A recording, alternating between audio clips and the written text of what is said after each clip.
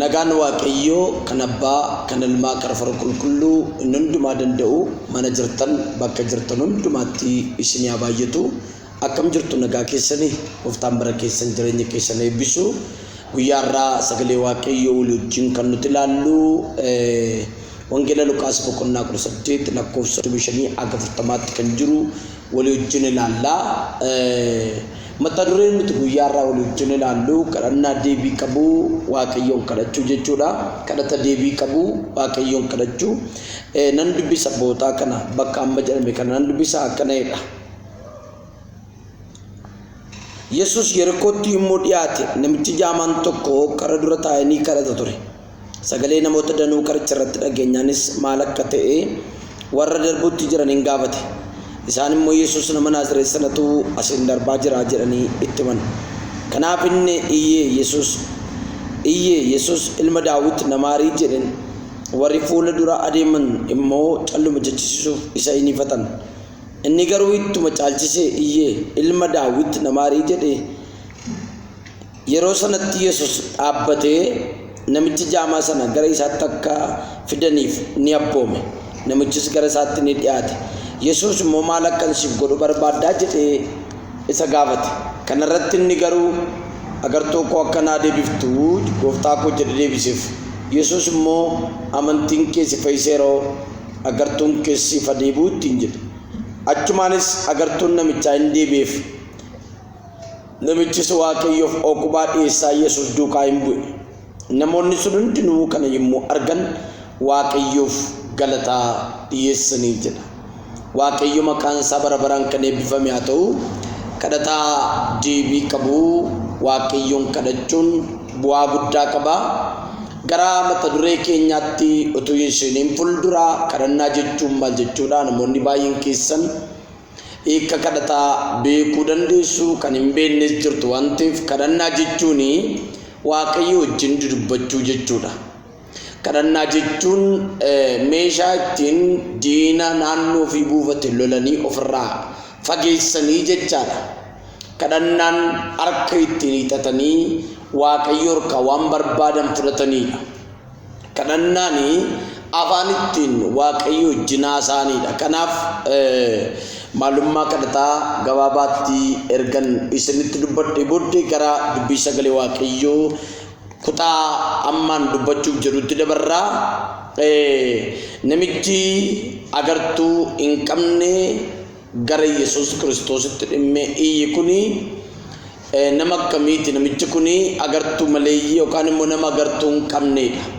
Haa ta'u malee karra Yerikoo fuuldura taa'etu kadhata. Karra Yerikoo fuuldura taa'ee kadhata. Kan inni kadhatu namoota yeroo hundumaa karra sanarra darban hirkaatu ittiin buluudhaaf waan irraa barbaada. Namoonni baay'een dhufanii achiin darbaniiru. Namichi kuni waanuma ittiin buluu kadhata malee waan biraa namoota biroo waa'ee agartuu isaatii itti hin beeku. Maaliif namoonni waa'ee agartuu isaatiif deebii kennuu hin danda'a waan ta'eef. Asumaan kanan isinitti dubbadhu yeroo tokko qaama deebisuu hin dandeenyetti mistira kee nama keessa barsiisurraa bakka qaamni sun deebisii ta'a jettee itti amanteetti dubbattee deebii kee akka argattu nama deebii kee si deebisu beekuu kan danda'u sirra jiraata. Namichi kuni mootota hin gaafanne, beektota hin gaafanne, jiraataa kamiin iyyuu waa'ee agartuu isaa ittiin kaasne, ittiin buluudhaaf daabboo ittiin nyaatee bulu, birrii ittiin nyaatee bulu daabboo barbaada namichi kun. Egaa iddoo kanatti kan nuti arginu Yesus Kiristoos darbaa akka jiru beeke. Namichi kuni calliseedhuma nama agartuu hin qabne, nama karaatti ba'e buddeenniif karaatti ba'e kadhatu miti. Namichi kuni jireenya namicha kana waa muraasa isiitti dubbadheen gara ergaa kootiitti deebi'a. Namichi kuni nama seenaati. Seenaa beeka namichi kun. Maaliif akka nama seenaati jedhu na gochisiisee seenaa Yihuudootaa yookaan immoo kakuu Yihuudootaaf Israa'elootaaf galame beeka.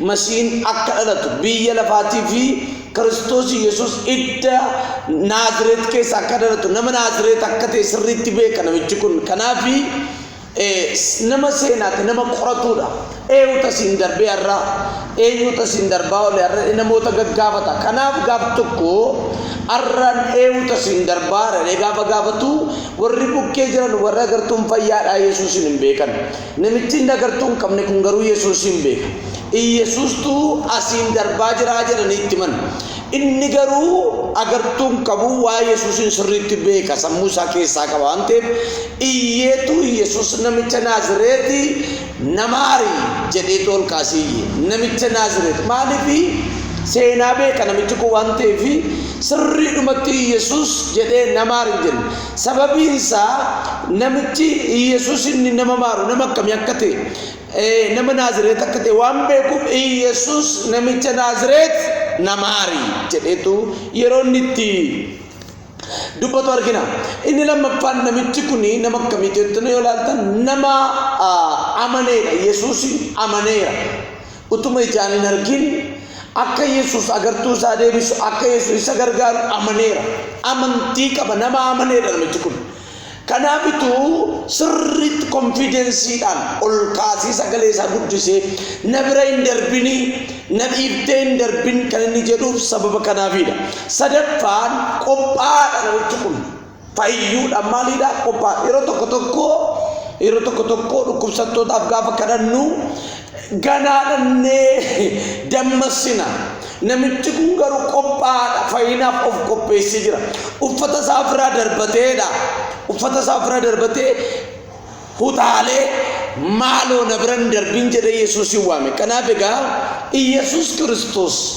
namicha kana bira erga xiqqoo darbe booddee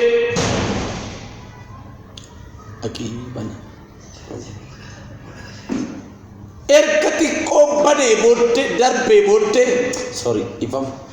erga xiqqoo bira darbee booddee Yesuus Kiristoos maal godhee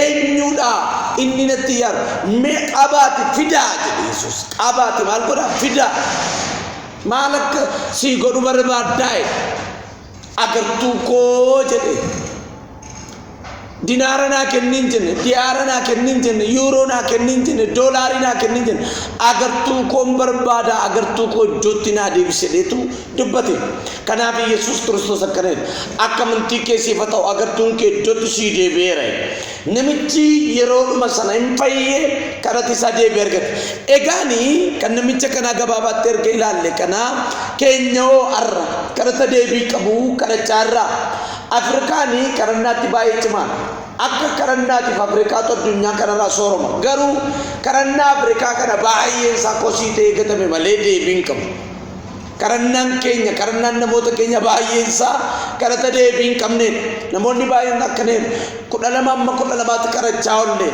guyyaa 40 kadhanne guyyaa 21 kadhanne jedhu no karannichi karanna deebiin qabne kadhata deebiin qabne waaqayyoon dhaga'u ishi kadhata deebii qabu kun kadhata akkamiiti namni kadhata deebii qabu kadhatu nama akkamiiti sheekan ol wajjin ilaalla namni kadhata deebii qabu kadhatu nama akkamiiti ni tokkoffaani nama amantii qabutu kadhata deebii qabu kadhata la gaarii gootee hordofaa kan jirtu kan viidiyoon kun sibira ga'ee kan jiru gaarii gootee dhaggeeffadhu namni kadhata deebii qabu kadhatee waaqayyoo biraa waa argatu nama akkamiiti tokkoffaa nama amantii qabu Marqos boqonnaa 11 lakkoofsa 24 irraa akkaneedha dubbii sagalee waaqayyoo waan kadhattan waan gaafattan akka waan fudhattanitti lakkaa amanaa jedha waan kadhattan waan gaafattan akka waan fudhattanitti lakkaa amanaa nama amantiiti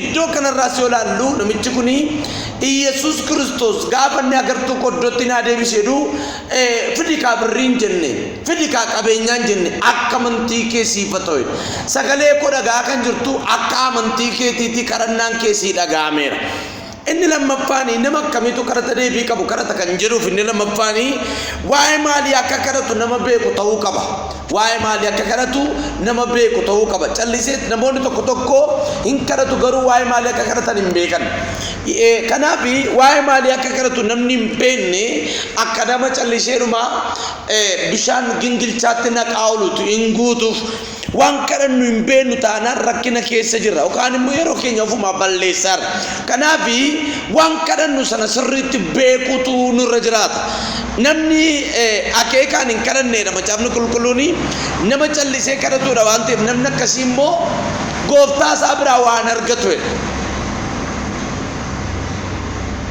maalin argatu gooftaa isaa biraa namni akeekaan hin kadhanne nama callisee akkasumatti kadhatuudha waan ta'eef namni akkasii kun gooftaa isaa biraa oomaa tokkollee hin argatu eega gooftaa biraa waan argannu ta'e erga deebiin argannu ta'e kadhannichumtu nutti hafe gaariidha kanaaf namni kadhata deebii qabu kadhatu nama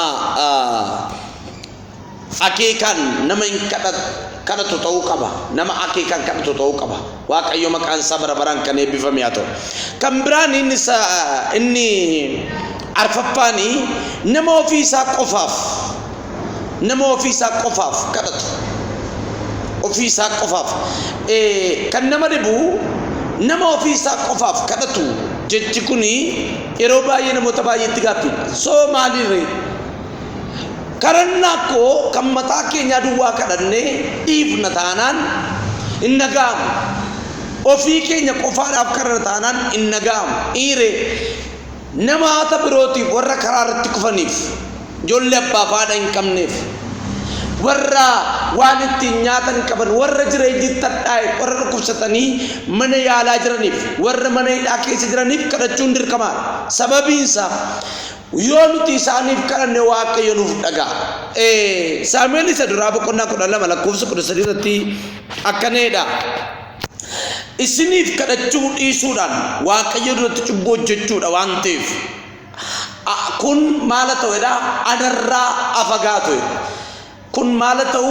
anarraa afagaatu kanaaf namaaf kadhachuun namaaf waaqayyoon duratti dhiyaatanii waaqayyoon kadhachuun barbaachisaadha jimaata fuula koo dura jiru kana mana hidhaa shaggar naannoo daalattii jirtu tajaajiluun naqaa kanan naqee achi tajaajilaachiitu sagantaa naqabsiisee tiraanspoortiin fudhadhee gala miti tajaajiloota ijoollee biraarra kan hin deemu caalmaatti jimaata lanaa gammachuudhaan tajaajiluudhaan ijoollee mana hidhaa jiran naannoo nama 400 ta'an naannoo nama 4,000 ta'an kiristiyaanota jechaadha tajaajiluuf of qopheessaan jiran sababii isaa inni dubbichi dubbii dhugaati sagalichi sagalee dhugaati warra mana hidhaa jiraniif kadhadhaa warra karaara jiraniif kadhadhaa warra dhukkubsataniif kadhadhaa waan ta'eef waaqayyo gooftaan immoo jabeessee na gargaara asumaan dhaamsa kan dabarfatu namoonni gaafa sana nu duukaa seentanii tumsuu barbaaddan surree laman bitaaf shamushii laman bitaa haadholiidhaaf waan akkasiin godha jettan nu dubbisuu dandeessu sababiinsaa nama hidhame namni gargaaru nama kiristoosiin bira dhaabbateedha asumaan nan dubbadhe kana jechaadha inni shanaffaani garaa dhiifamaa qabaachuudhaan nama kadhatu ta'uu qaba namni kadhata deebii qabu kadhatu garaa dhiifamaa qabaachuudhaan nama waaqayyoon duratti dhiyaate waaqayyoon kadhatu ta'uu qaba Maarqos boqonnaa 11:25-26 akkaneedha nan dubbisa dhaggeeffadhaa kadhachuuf yommuu dhaabbattan abbaan keessan inni waaqarraa yakka keessa akka isiniif dhiisutti namni tokko isinitti yakkeera yoo ta'e isin maal godhaadha dhiisaafiidha namni tokko isinitti yakkeera yoo ta'e isin maal godhaa dhiisaafiidha namaaf hin dhiibnu taanaan karannaan keenya deebiin argatu yeroo tokko natti dubbatamee naa raawwachuu dide abbaan abaluu naa kadhateera garuu naan taane namni kadhatameef sun rakkina qaba keessisaa namaaf dhiifaman goonu taanaan obboleessa keenyaaf dhiifaman goonu taanaan obboleettii keef dhiifaman gootu taanaan ofuma yeroo kee hin balleessin waaqayyo karannaa keetti waan deebii kennu hin dhaggeeffatu iyyuu hin barbaadu kadhata nama dhiifama namaaf hin goone waaqayyo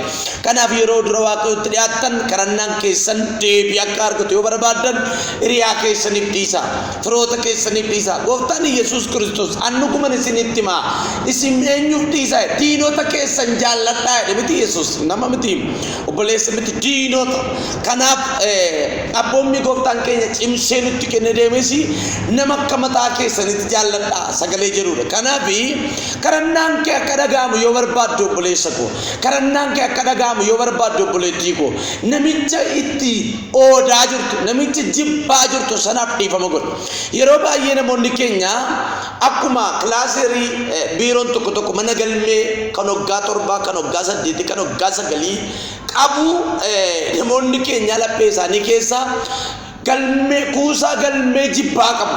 Yeroo tokko gaafa nama wajjin wal lolan waggaa sadii fuuldura wal lolanii tarii namni araarseera yoo ta'e lammaffaa gaafa wal lolan galmee isa waggaa sadii galagalchanii faayila isaa banu.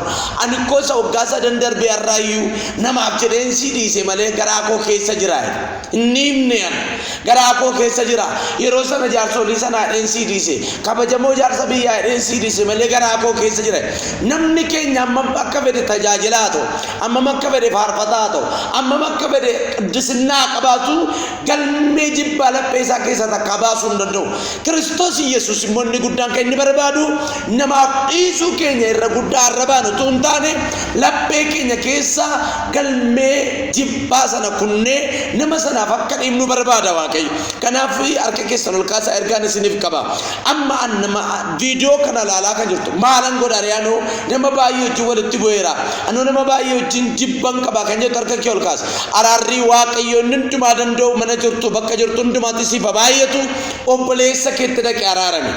Kanaadha mata dureen kan biraanii kadhannaan keenya akka deebii hin arganneef wantoota gufuu ta'anii fuula Waaqayyoo dura akka hin geenye godhan wantoota muraasa tokko dubbachuu barbaada.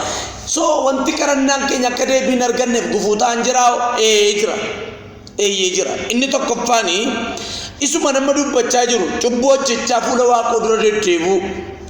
Dhoksanii cubbuu hojjetanii dhoksanii diraaftii dhugaa biiraa dhugaa ejjaa jireenya gadhiisii jiraachaa saba goyoomsuuf kiristiyaanota goyoomsuuf iddoo aarsaarra deddeebi'u fuula nama Waaqayyoo deddeebi'u fuula paasterii deddeebi'u.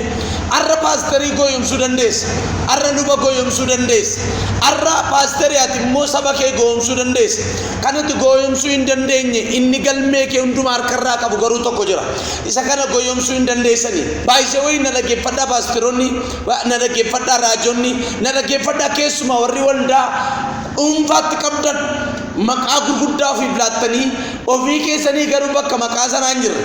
Maqaan apoostiliidha. Hojiin isaa garuu maqaa sana miti. Maqaan raajiidha. Raajii guddaa jettanii of waamtu. Hojiin keessan garuu akka raajii guddaa miti.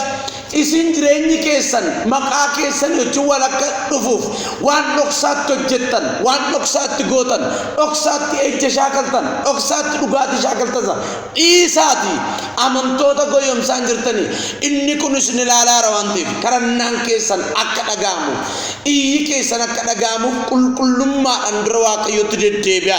Cubbuu hojjechuu cubbuu shaakaluu dhiisaa. Kana adaraa qosa sirriidha kun.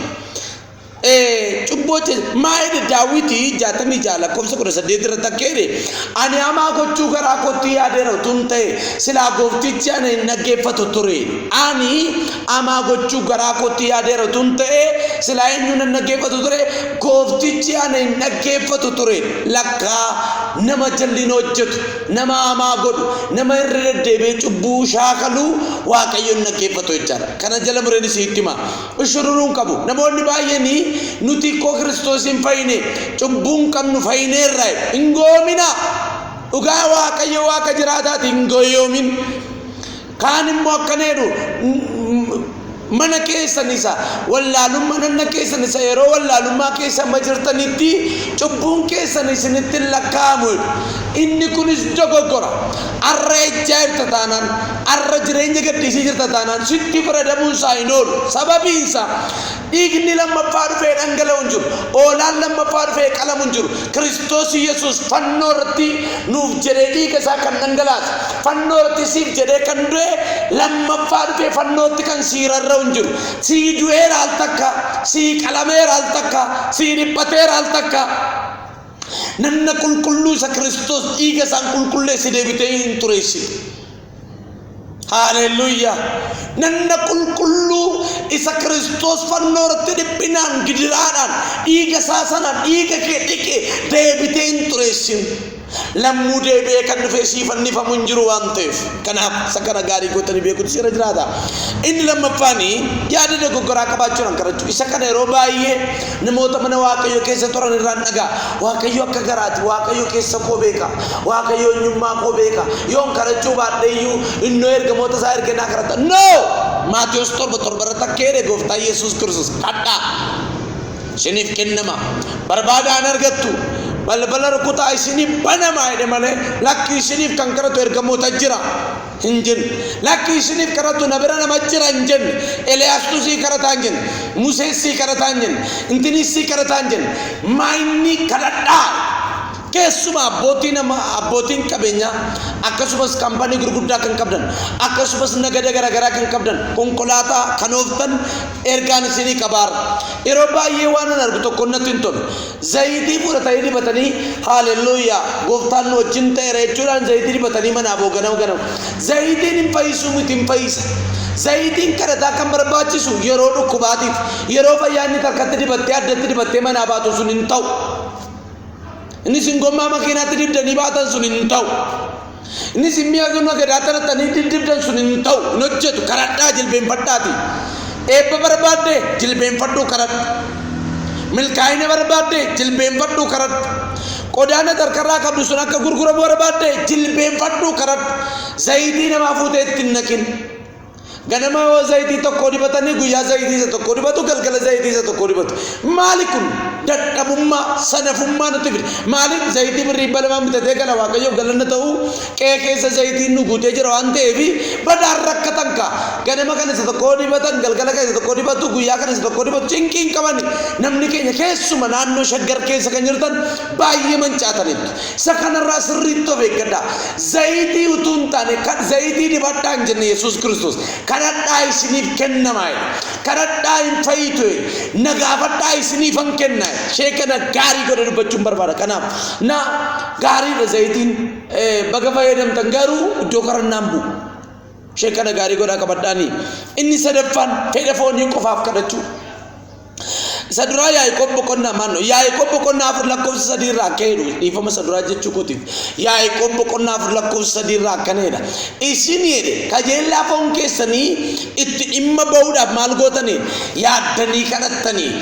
Yeroo tokko waanuma biiftuu gadii kana qofaa karan waanuma biiftuu gadii kana waanuma foon jedhu kana barbaadan hin ajaa Waaqayyo irratti mogun. Yeroo tokko jireenya bara baraa kadhachuun waa'ee lubbuu keessanii boqonnaa barbaadde lubbuun koo jettanii Waaqayyoon kadhachuutti isinirra jiraata. Yeroo hundumaa makiina mana jettu taanaan gaariin qabu. Yeroo tokko immoo darbaa ayyaana barbaada ayyaanni koo duwwaan si gaa'e waan ta'e Phaawulosiin maqaan isaa barabaraan kan eebbifame haa ta'u. Inni arfaffaanii halloo jibbaa qabaachuudhaan Waaqayyoon duratti dhiyaatanii kadhachuun mataan isaa gufuudha. Gufuu kadhannaa keenyaatti deebii dhowwata. Dubbadheera jalqaba ati utuu kadhattuu namni sitti yakkeera yoo ta'e haqiitii nama sana dura araarfadhu kan jedhu dubbachaan ture waan ta'eef. Shanaffaa nama rakkate arganii gargaaruu dhiisuudhaan. Kanaaf egaa fakkeenya 21:13 irraa ka'eedhu isin hiyyeessi gara keessanitti yeroo iyyuu gurra keessan cuqqaallattu akka hin nageenyee fi akka hin nageenyeef hiyyeessa akka hin nageenyeef maal gootu gurra keessan cuqqaallattu. Isin immoo yeroo gara kootti hiixanan immoo rakkina keessaniif isin jalaa hin dhaga'u. Gaadha kun sagana beekuutu isinirra jiraata. Yeroo nama gargaaraa jedhamee naarina waldaa lafarraa irrattis Zumi gara seeroon seenaa tajaajilu gaafa hiyyeessota gargaaraa jennee sin gaafannu liiftii qabattanii baatu. Waldaa lafarraa keessaa immoo madadaadhumaan teessoo irraa ka'ee gadi ba'a. Akka jechuun duuriyyee tajaajilaa irraa jechaadha. Ofii isaa duwwaaf kan deemu abbaa garaa duwwaa tajaajilaa jechaadha. Obboleessa isaaf kan hin yaadne haadhoo isaaf kan hin yaadne obboleessa isaa karaarra jiruuf kan hin himmine nama abbaa gara nama garaa isaa duwwaaf dhimmu nama garaa isaa duwwaaf deemu tajaajilaa akka jiru natti faanaan. Kanaafi amala keessan keessatti qabeenya keessaniin illee hiyyeessa gargaaruun namoota rakkatan gargaaruun warra kufan gargaaruun kadhannaa keessan deebii akka argatu godha.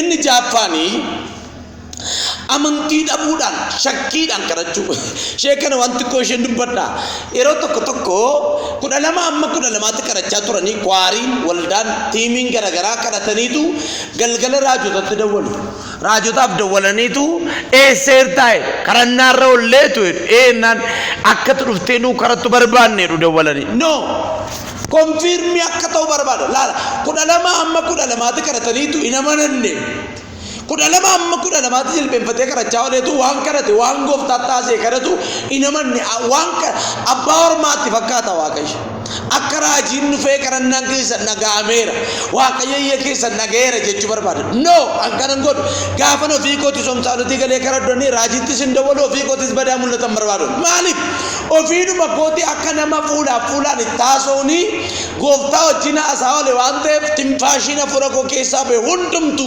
deebii qabdi maaliif isa biran ture waan ta'eef isa wajjin haasaa ture waan ta'eef shakkaa waaqayyoon kadhachuun mamaa waaqayyoon kadhachuun deebii kadhataa nama dhabsiisa kanaaf yeroo somsaalutti galtanii kadhattan hin shakkinaa Yaaqoob boqonnaa 6:7 akkana nan dubbisa kanaafedha yeroo hundumaa waan kadhata keenyatti manno Yaaqoob boqonnaa 1:6 dubbifadhaa fi keessanii angaruu nan xumura jecha gabaabaa tokko nan xumuruu barbaade kanaaf egaa yeroo hundumaa waan kadhata keenyatti gufuu ta'u beekuudhaan wantoota karannaa keenyatti gufuu ta'an sanarraa of eegnee yoo dura waaqayyotti dhiyaannee waaqayyoon kadhanne waaqayyo karannaa keenya nagaa waaqayyo gooftaan koo isin eebbisu gaa kadhata deebii qabuu kadhachaa so karannaa irratti kadhachaa kadhata deebii qabuudha sheekanaa of gaafadha karanna waaqayyo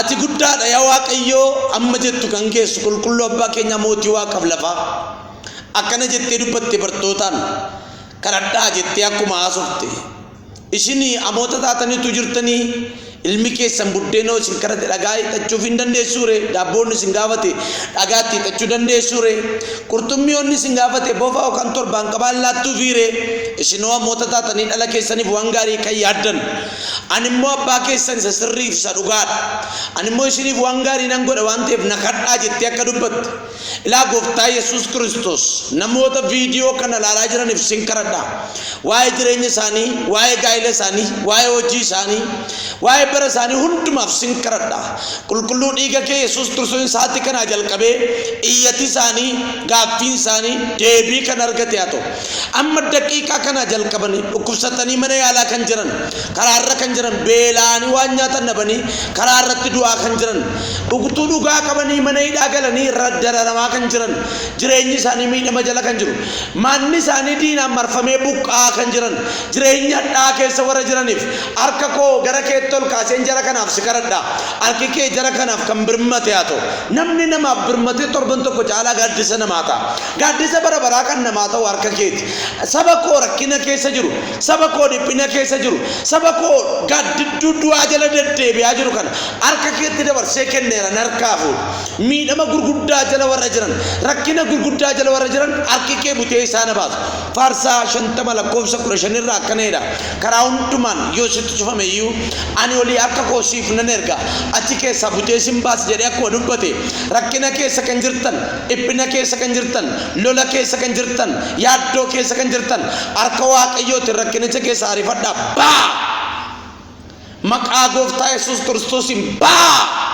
siree dhukkubaarraa kaa lola keessaa baa gooftaa Yesuus waan dhageesseef si galatu ulfaadhu kabajame egaan YouTube nuti irratti hojjechaa jirru kuni light for all generation jedha namoonni baay'een keessan sheerii gochaa jirtu like gochaa jirtu ammallee sheerii gochuu akka hin dadhabne jechuun barbaada ogeessi kaameraan ana wajjin dadhabaa jiru buleessa keenya lataa waaqayyo isaa eebbisu guyyaa gaarii shalom